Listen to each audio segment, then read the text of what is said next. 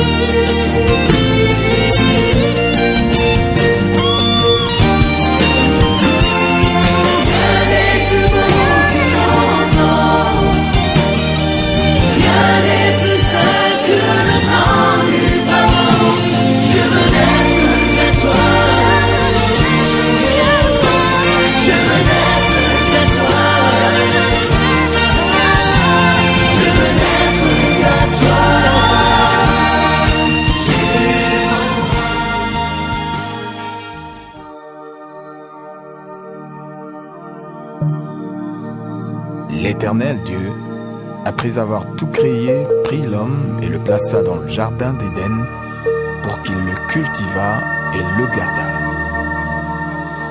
Travailler est donc un devoir sacré, une obligation divine.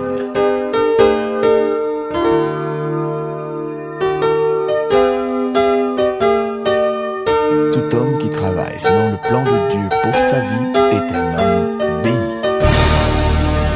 Ce par quoi t'as la liberté, ce par quoi tu seras béni, car la main ne peut plus tomber. C'est par ton travail que Dieu va te bénir. Rester sans rien faire va t'asservir. Prends bon courage à pas de son métier, car la paresse est par Dieu punie. C'est par ton travail ton pays va se développer. Celui qui reçoit est esclave de celui qui donne. Ntango bazokabela yo okomi moumbu ya moto azokabela yo. Nzambe akopambola yo nde na mosala ozosala. Soko sali te kolia pete. Nzambe alakisi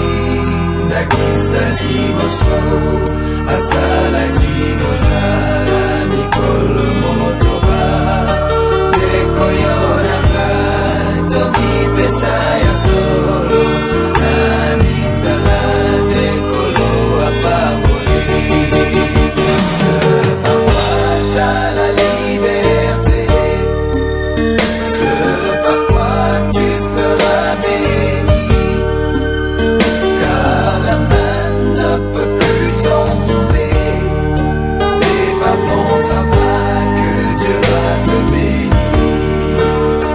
Rester sans rien faire va t'asservir.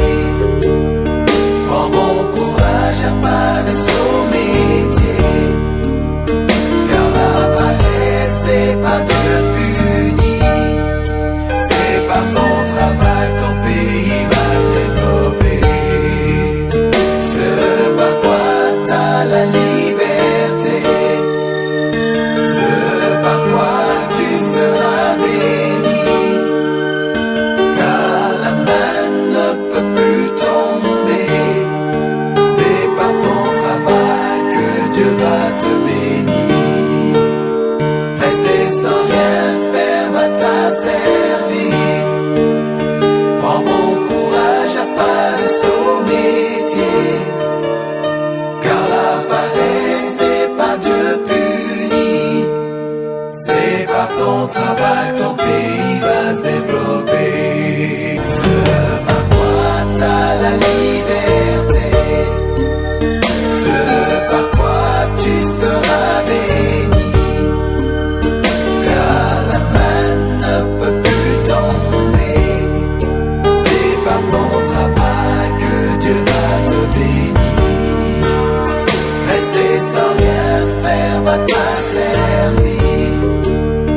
Prends bon courage, y'a pas de saut métier, car la paresse c'est pas Dieu punit, c'est par ton travail ton pays va se développer. Celui qui reçoit est esclave de celui qui donne. Ntango bazokabela yo okomi moumbu ya moto azokabela yo. Nzambe akopambola yo nde na mosala ozosala. Soko osali te kolia pete. Nzambe alakisi ndakisa liboso asa. La Bible dit, Biblia elobi tu es le maître des temps et des circonstances. ozali maître ya temps mpe ya circonstance. Et la Bible dit encore, Biblia elobi lisusu rien ne se fait sans que toi tu sois l'auteur.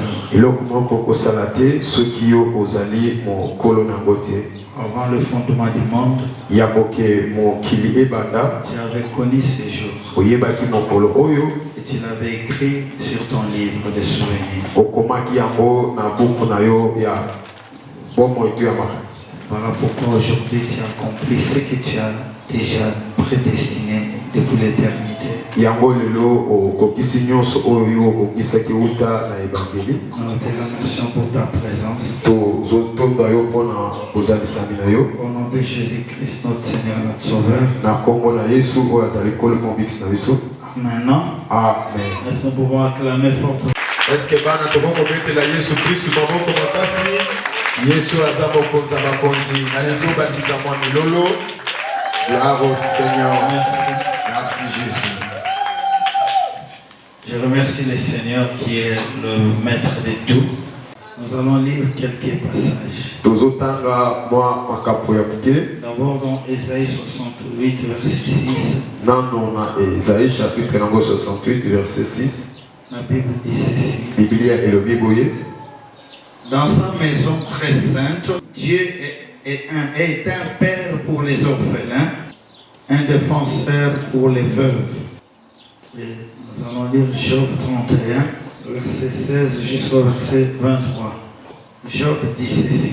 Est-ce que j'ai refusé de donner aux pauvres? Est-ce que j'ai laissé la veuve dans la misère? Est-ce que j'ai mangé tout, seul ma nourriture, sans partager avec l'orphelin? Au contraire, depuis ma jeunesse, j'ai élevé l'orphelin comme mon fils. Depuis toujours, j'ai conseillé la veuve? Est-ce que j'ai laissé un malheureux sans vêtements? Est-ce que j'ai laissé un pauvre sans habit? Au contraire, je leur donné un vêtement chaud, des habits faits avec la laine de mes moutons. Et il me disait merci. Est-ce que j'ai menacé un orphelin au tribunal? C'est la parole de Dieu. Nous pouvons acclamer pour cette équipe. La Bible dit qu'il n'y a pas une nouvelle chose sur la terre. Il n'y a pas une nouvelle chose sur la terre. Tout ce qui est déjà. Les orphelins ont existé il y a longtemps. Et Job est quelqu'un qui avait connu la loi de Dieu. Il avait connu la loi de Dieu. Il était attentif à la loi de Dieu. Job dit ici, il parle de 3 personnes. Ou 4. L'orphelin, la veuve, le pauvre et les malheureux. Il dit qu'il n'a pas méprisé ces gens-là. Il n'a pas dans sa vie méprisé ces gens-là. Job dit, laisser l'orphelin sans habit. Job sans habit. Job dit, il n'a pas mangé sa nourriture seul sans penser à l'orphelin. Et il dit ceci. Il n'a jamais menacé un orphelin. Quel orphelin? Parce qu'il y a d'autres orphelins qui sont devenus criminels. Ils sont de voyous. Ils ne sont pas dans la crainte de Dieu. C'est pas pour ces orphelins-là. C'est pourquoi il y a d'autres orphelins. Ils sont devenus bandits aujourd'hui. Ils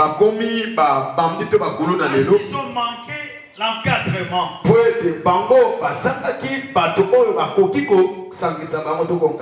Et voilà, maintenant ils n'ont pas de secours. Dieu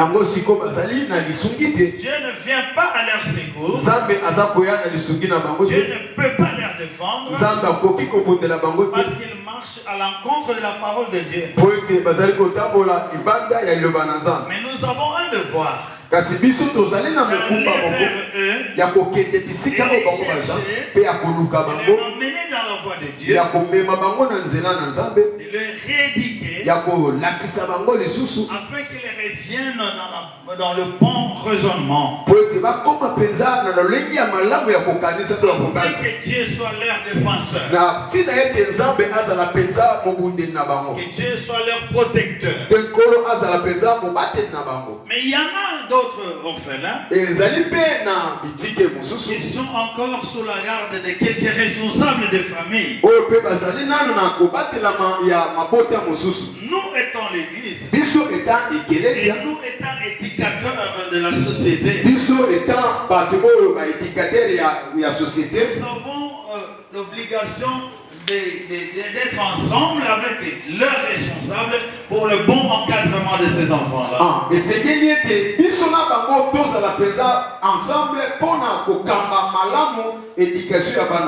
Afin de leur montrer la foi du Seigneur, pour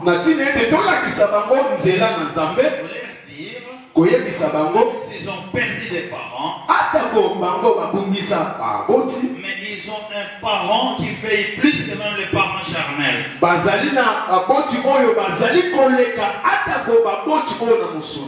Voilà pourquoi nous on a décidé d'encadrer des orphelins. Ils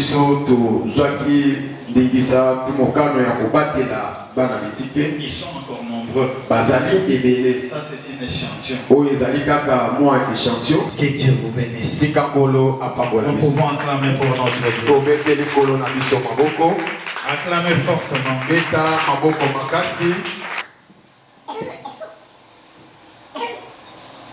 Alléluia. Alléluia. Nani mokonzi? Nazomona bato avuva mbozawa.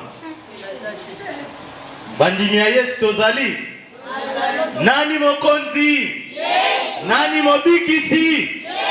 Tobeteli Yesu maboko makasi.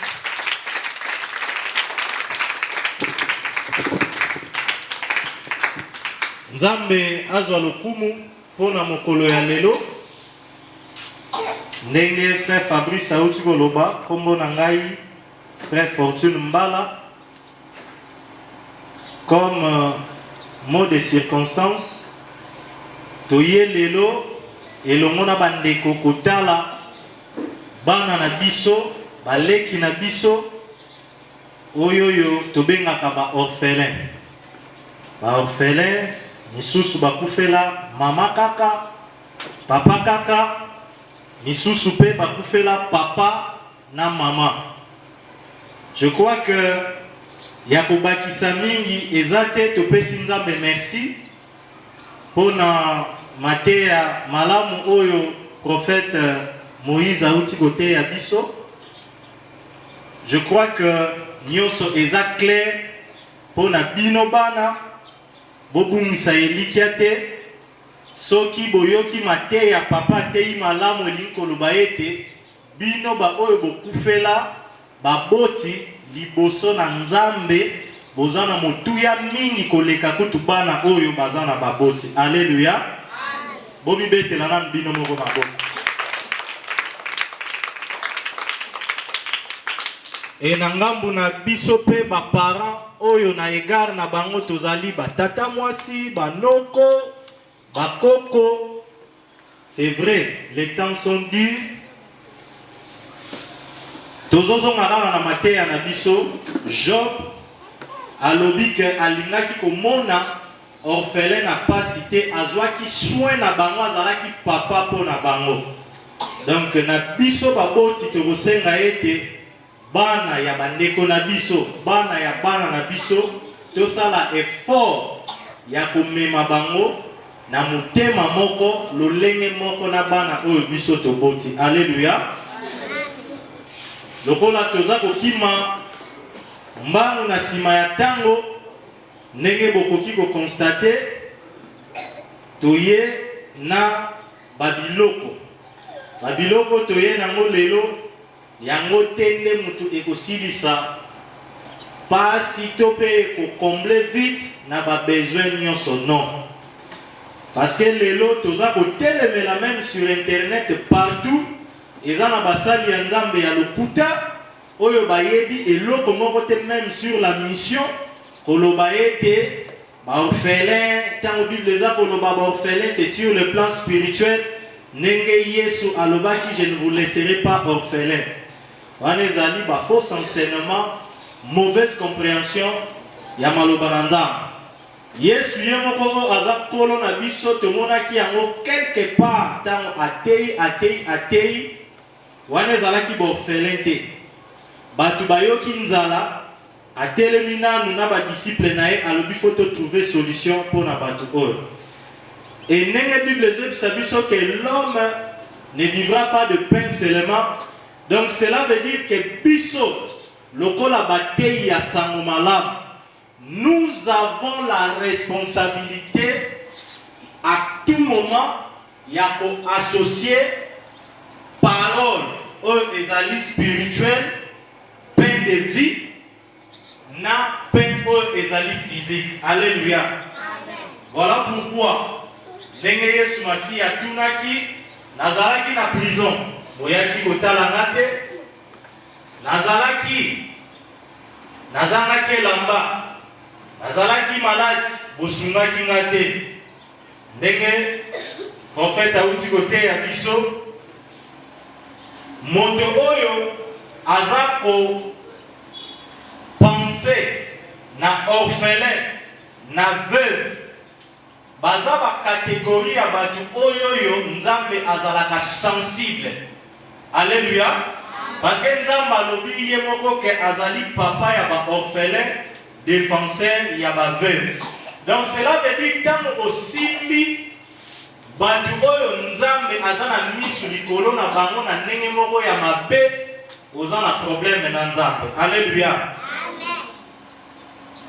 Tangu pe orphelin, veuve, otalié na misu moko ya malamu, c'est-à-dire okanisi kokabola ndambo ya oyo oza na yango na ye, yeba ete lipamboli na nzambe ezali likolo na yo. Alléluia. Amen. Tina ya koya na biso ya mwana toye toza na babilamba ebele ndenge motei ayebisi biso ete oyo eza kaka échantillon, non seulement kaka awa na maluku, mais Kinshasa eza munene mikolo euta koleka mpona bandeko balandaka biso libanda tosungaki na njili. Tomoni wi tokoki kaka koselimite na njili te lokola mwa babesoin mingi kote ekomi réglé. Totala pe musika bien que boza na kati ya kine, mais parfois bomona ondire boza libanda ya kine, considéré ondire na province moko boye. Yango lelo tondimaki koya awa na maluku kokabola maloba na nzambe ndenge papa uti kote ya biso, et puis kokabola kwake, kokabola sukali, kokabola loso, kokabola elamba pona kokokisa maloba na nzambe. Alléluia. Amen. Nalingi kosukisa eloko oyo biloko nyonso bomoni awawa mbongo wana euti na poche ya frère Fortune te. Mbongo wana euti na poche ya mutu moko te. Lolenge moko tomoni na Bible apôtre Paul aza kosala ba collecte ko dépouiller ba église mususu pona ko pouvoir na ba besoin ya église mususu.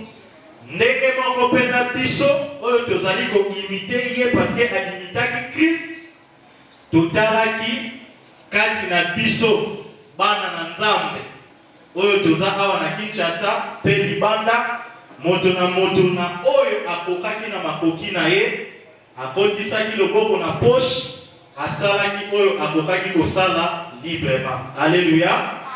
Lolenge Bible eza koyebisa biso tango loboko ya mwasi epesi ya mobali eyeba te.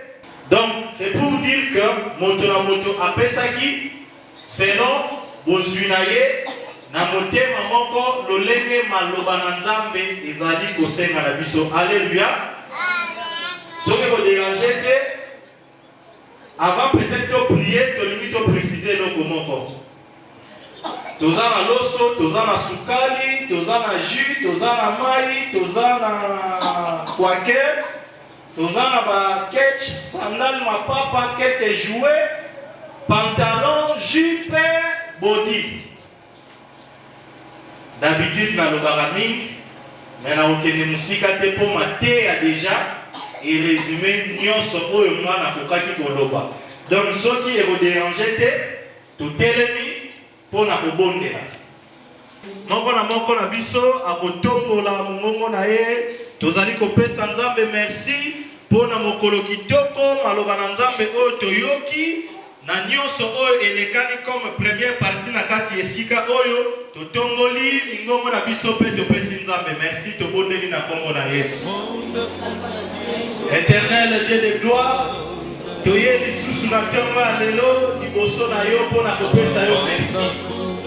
Yo oyo osakisi biso na baboti na baorphelin, yo oyo otushe mitema na koyimayima te na eselo pour que tokokisa maloba na yo Seigneur, tozali reconnaissant epai na yo pamba te mingi bazalaki na baprojet ya malamu mpona kosunga ntango mosusu koleka, mais souffle de vie oyo opesi biso opportunité oyo akorde na biso na ntango ya lelo epesameli bango te.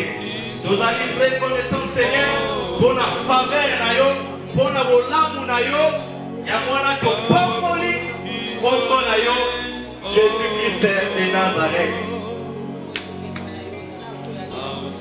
Tolingi kobondela biso nyonso toza koyebisa na nzambe ete moto nyonso de près ou de loin oyo atiaki loboko na ye na ndenge moko ya malamu na motema na ye mobimba mpona journée ya lelo rencontre oyo soirée journée évangélique oyo na baorphelin eleka na malamu nzambe ya lola oyo toyoki témoignage papa uti kopesa biso nzambe oyo abosanaka misala malamu ya bana na ye te aleka na kopambola mpe lelo yawe toye kotika ndeko nyonso oyo akaniseli bana oyo ozali papa na bango na se ya loboko na yo nzambe ya lola bisika bazali oyebi na proje ya moko na moko oyebi bango balinaki kosala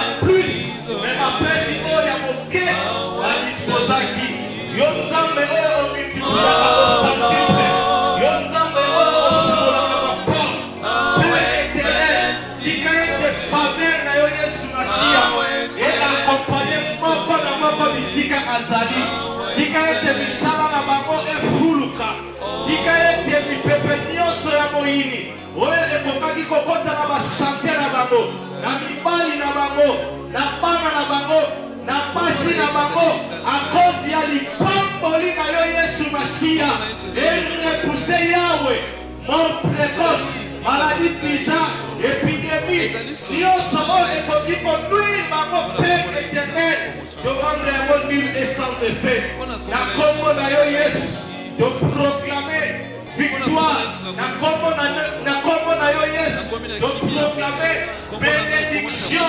spirituelle financière au nom puissant de Jésus-Christ yawe na bomoyo tika ete maloba na yo ekokisama na babi na bango baprospere na baart na santé na finance na nyonso bakosala yawe bamona bilembo ya loboko na yo ete papa ya baorphelin apamboli biso yawe na bomoyo tondimi ete bamondeli nyonso oyo tosali na kati ya esika oyo na ntongo oyo yo mozali fiel mpe juste mpona koyanola biso tozali kobondela mpona bapara oyo nyonso bazali kati na esika oyo mpe bazali libanda oyo bazali kobokola bana ya bato mosusu yawe oyo apesaka motema wana lolenge jean balobaki apesa mitema wana na baboti nyonso oyo bazali kobokola bana ya bato mosusu na ntina ete survie ya bana wana ezala malamu tobondeli au nom de Jésus. Oui Seigneur, tu dis dans ta parole, heureux ceux qui ont le cœur pur car ils verront Dieu. Je te prie Seigneur pour la bandeko nyonso partout oyo bazali présent mpe libanda oyo baadopta bana oyo bazali kozwa en charge bana ya bato misusu yesu masiya yo oyo opesaka bolingo tika ete bolingo ya solo esopana na mitema na bango yo ozali nzambe na makoki nyonso oyo otiaka bolingo na kati ya mitema yawe na bomoi tondimi ete yo osalaka koleka oyo bato bakoki kosala te bato nyonso ya mabe oyo bakoya na baparole moko mpona kobebisa mitema na bango yawe torepuse bango mosika na bango mpe atire vers bango bato nyonso oyo bakozala lipamboli mpona bana oyo otie na disposition na bango tondimi ete ozali nkolo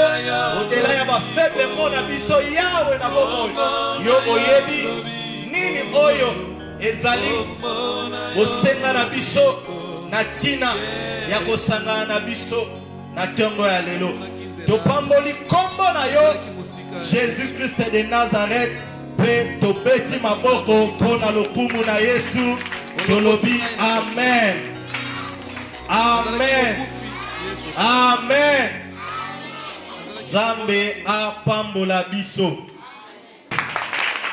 voilà bamama bosunga biso atiani yaka boye bapantalon eza awa botala oyo ekozala na mesure na ye azwi Oui, moi, c'est Ikuna.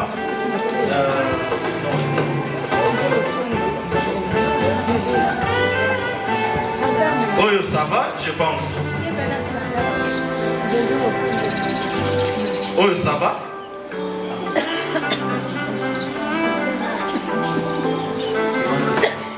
Oyo, je vois qu'il va ça va. Ok. Bon, il y a yo, il y a Moyo, Nakate Zae, Mataza na Boyami, Balé Tobengi. Tobengi Bongo. Exaucé. Exaucé. Exaucé. Exaucé, Mami Balé, Oza. Ok. Exaucé, vous mettez la guillaume à bon côté.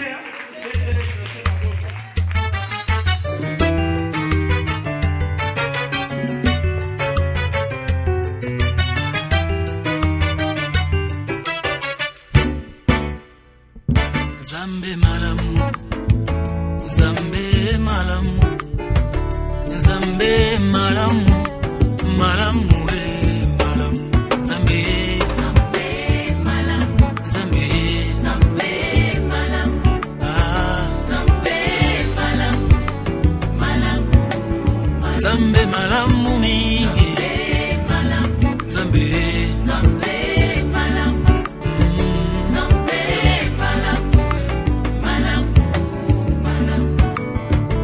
Natali bomoi nanga, Natali libota nanga, alobi yoza malamu we, malamu we, malamu. Azalaka nzoka ya kokufa, mokonzi yose kwisanga, solo yoza malamu we, malamu we, malamu.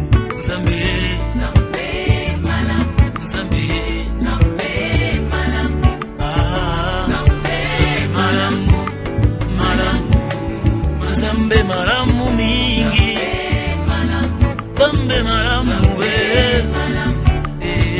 Zambe malamu, malamu, malamu.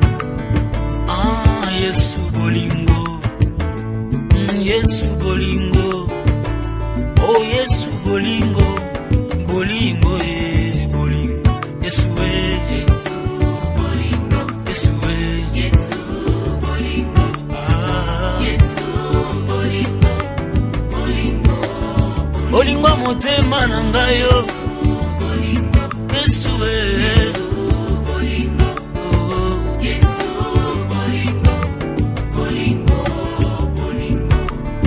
Bolingo na yeto ndingai motema, yango na yembi na nzembo, Yesu yonde bolingo, bolingo, bolingo.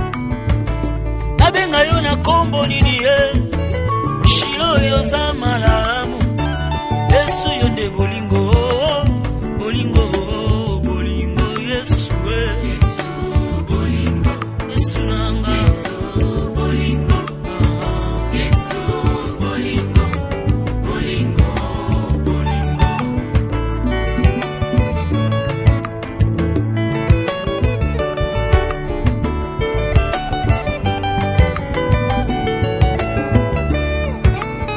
Mokolo kozonga Yesu nangai, natongo tope na pokwa, abutu tope na moye, nayebite asina yebi kelelo ekobeta, na mosika na komata, ukutana na mobali ya libala, Yesu bolingo, Yesu Yesu bolingo, Yesu bolingo, Yesu nanga, Yesu bolingo, bolingo, bali oyonga na lula kala Yesu bolingo, na mapata toko kende, Yesu Yesu bolingo, bolingo, bolingo.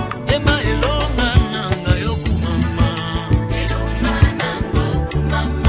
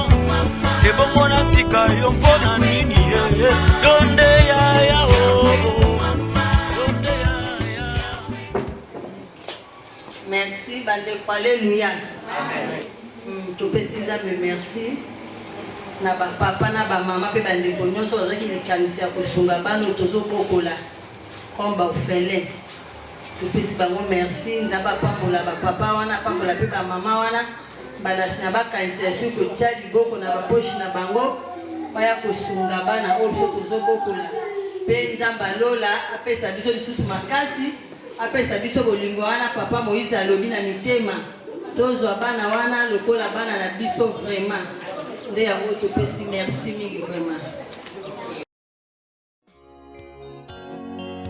Alléluia. Oh Jésus, rejeton de la vie, agneau immolé, lion de Judas,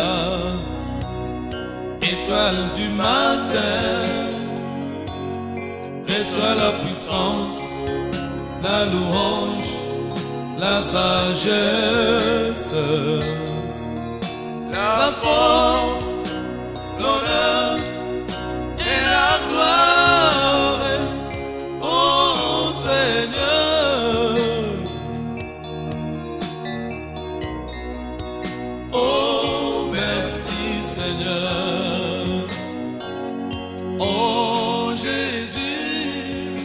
Amokolo akati bino apambola bino et pour nanzela na bino pe ba mingi susa apambola ba nyonso bakontribue aki mosala ngo etaendele kolo vraiment asala mingi abondela bino butupe na moi pe apesa bino bomoi motai tosambe Seigneur pour rendre le gloire pour Zamalam obandaki na biso komi na biso na suka zolokwa obatelaki bana na yo mosika bauti na centre-ville ti esika il le dit l'Éternel gardera ton départ et ton arrivée okolo obatelaki bango na départ ya centre-ville na arrivée na bango baya na cause na ye esi obongisi déjà banzela ya kozonga na bango mpe nzambe ntango na bango oyo badepense mpona moment oyo nayebiki bokende pamba te bakorécupere yango d'une manière ou d'une autre pambola bango pambola baboti oyo bayaki bakwa ba responsable oyo baboti bayaki koakompagne bana pambola bankadra bana pambola bana opesa bango mayele pesa bango kobanga nzambe bayebeki baza utile na vie dans l'avenir mpe mpona royaume lokonge masangeli ezongepa na yo kozonga na banda asa ya protection na yo na kombo na yesu mokonzi mobikisi na biso amen. Rejeton de David, agneau immolé, lion de Judas, étoile du matin, reçois la puissance, la louange, la sagesse, la force, l'honneur